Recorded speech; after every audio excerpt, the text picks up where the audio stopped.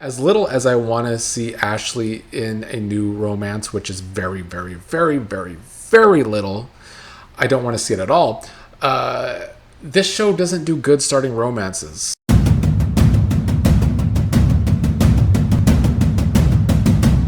What is up, Beyond the Gates fans? Here to give my preview for this upcoming week of January 12th for Beyond the Gates. We're coming off of a tough week for me with the show where 4 of the 5 episodes over the past week pretty much totally revolved around the cancer storyline. I know there was one episode where we had some Ted and Shanice, but it didn't really break up the cancer storyline that much.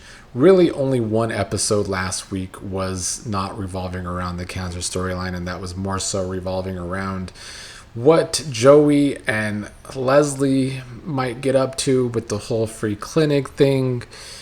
I've been having a harder and harder time watching this show over the past few months. I cannot tell a lie. I do still think that the writing has gotten weaker since Guza left as co-head writer. And next week, while there does seem to be some more interesting things with Leslie, Marcel, Bill, Joey, I don't know if it's going to be enough because there's some other things next week that I am just not looking forward to. But let's dive into it.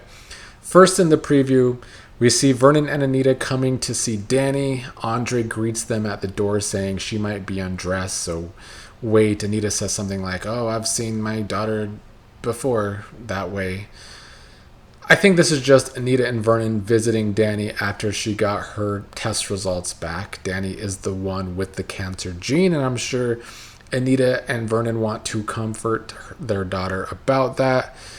So that's just what I'm gathering from those scenes. Next up in the preview, we see Ashley with Jordi Vilasuso, who was a past soap opera actor. He started on Guiding Light, I think, or at least that's where I first saw him. And then he was on Days of Our Lives and Young and the Restless as well at times.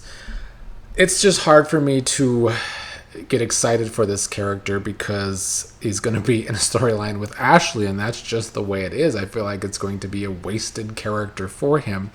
But even on top of that, as little as I want to see Ashley in a new romance, which is very, very, very, very, very little, I don't want to see it at all. This show doesn't do good starting romances. I know I had some comments over the past week that the show wants to go a more romance route, and they are trying. I will give them credit for trying, but I don't necessarily think they're doing good at it. The show likes to start couples in the same way every time. Start them quick, and then what? Then they get confused what to do. We saw it with Chelsea and Madison. They had a very quick falling in love, and they've gone really nowhere with them since. Isaiah and Eva are quickly falling in love, and the story's not really going anywhere. You could say the same for Ted and Shanice, although I feel like they're at least trying to put more effort into Ted and Shanice. I feel like they did have a little bit of a start of friends to lovers at least. But yeah, Ashley and a new man were really supposed to care. I can't say that I do. I would much rather this show focus on Derek's romances than Ashley's because they've actually done a better job of making us interested in Derek's couplings because Derek actually has chemistry with other people, and so far, Ashley hasn't. So I'm expecting this to fail.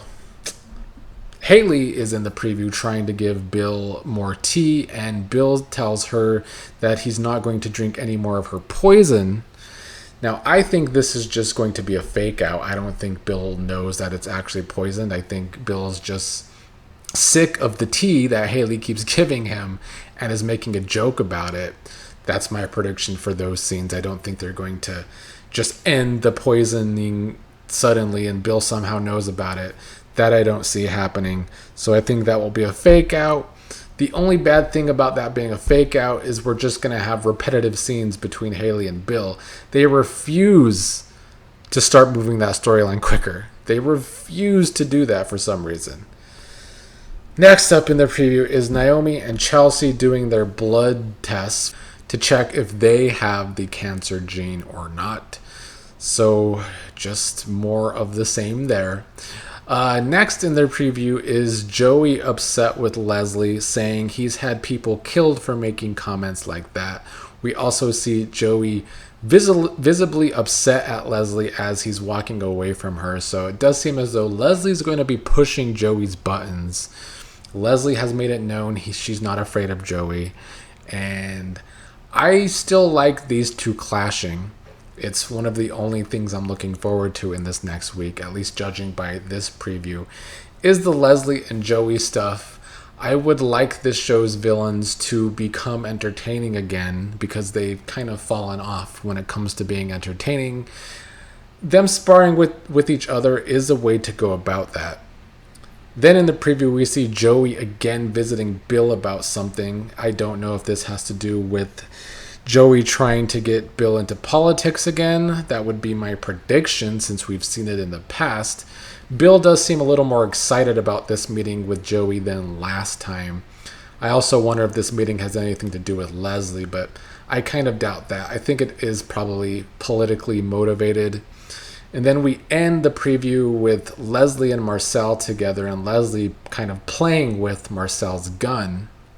I think my prediction for this preview is that this is going to be it's going to start as some weird kinky shit of Leslie's, with Leslie playing with the gun or something, some gun play for Leslie and Marcel.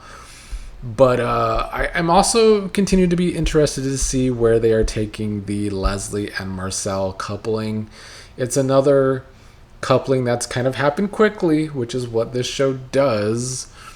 But at least these are two characters with prior darker motivations, so that could keep it interesting. I've read some more previews, though, outside of just the video preview, and that's kind of the reason why I'm not so excited for this upcoming week either. Seems like we're going to have a lot of Ashley in the preview. We see her with Jordi's character, and apparently Derek will be seen again this week, too. The fact that they're going to make Derek jealous of Ashley and this guy is just going to further waste our time. So yeah, how can one actually look forward to that? And then there's still no Kyle or Lynette. They tease us with two good new characters, and we haven't seen them since. I'm so confused by what the show's doing as of late. I think the writing has gotten really bad, and I'm just being honest. The show's not good right now. And there's a reason I don't cover the other American soap operas very often. General Hospital, Days of Our Lives, even though I do still try to watch Days of Our Lives. But Young and the Restless sucks. Bold and the Beautiful sucks. The key to them sucking and me not wanting to talk about them is bad writing. And Beyond the Gates is falling down that same path, unfortunately. The other thing in the preview that I don't like, that I read, is that we're going to have a reignition to the Kat and Eva feud, which I have not missed at all. I have enjoyed the break from these two feuding with each other, from Kat being obsessed with Eva and not being able to keep Eva's name out of her mouth week after week after week. But I guess we're getting back to that too, which is one thing I really don't want to see. So I was pretty down on this show in parts of October, in early November, when they didn't give us a November sweeps. But then I gave the show the benefit of the doubt that, hey, we're building towards Winterfest, and so something's bound to happen there. And then we got to our one day of Winterfest, and it was a nothing burger of an event. And while this cancer storyline is finally a well-written storyline from this show, which is one of the first well-written storylines of the past couple of months, it's just not a storyline I want to see every single day. It's too heavy for me. So I can say this is definitely the worst I've felt about Beyond the Gates. And I'm hoping, I had hope for November sweeps. They proved me wrong. So maybe February sweeps, some storylines will actually pick up and have some real entertaining drama that isn't heavy as hell. Let's read some of your comments, though.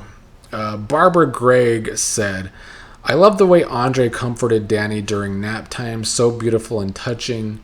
Andre and Danny are usually a high point of the show. They have done good with writing for them. They are actually one of our happier couples.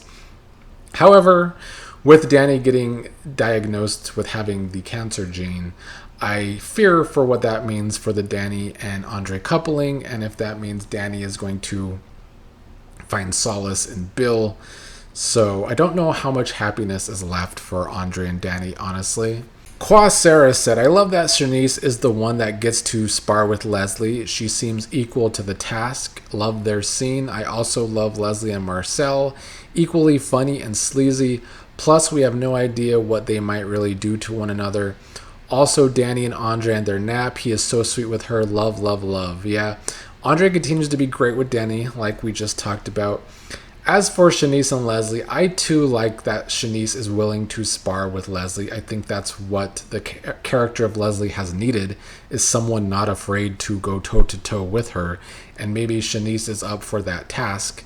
And yes, Leslie and Marcel entertain me as a potential, villain couple.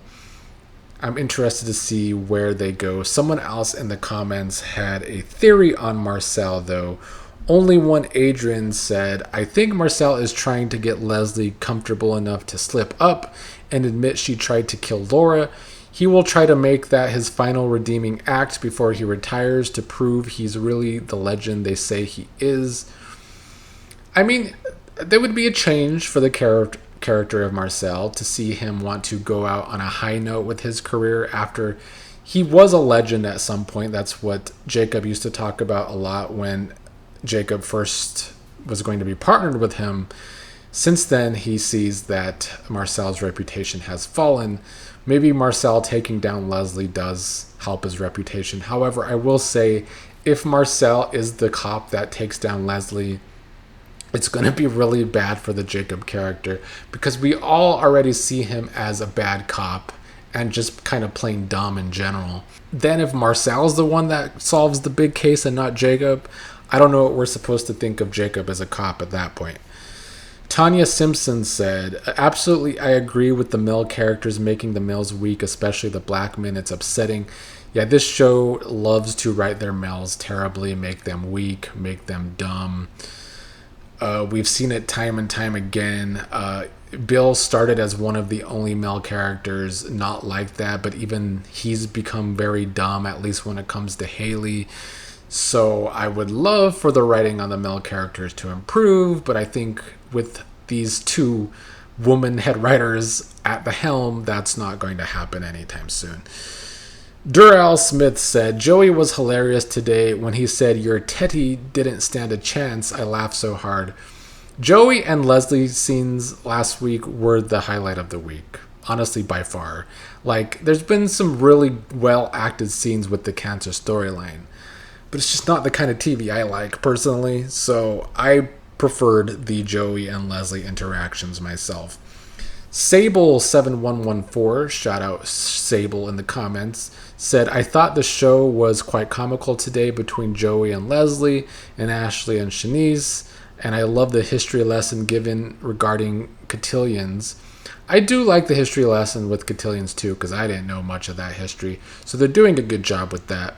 And Sable seems to be another person that enjoyed the episode last week that didn't revolve around the cancer storyline. Surprise, surprise. I felt the same way. The Joey and Leslie stuff. And even Ashley in the supporting role, instead of the roles reversed with Shanice in the supporting role to Ashley.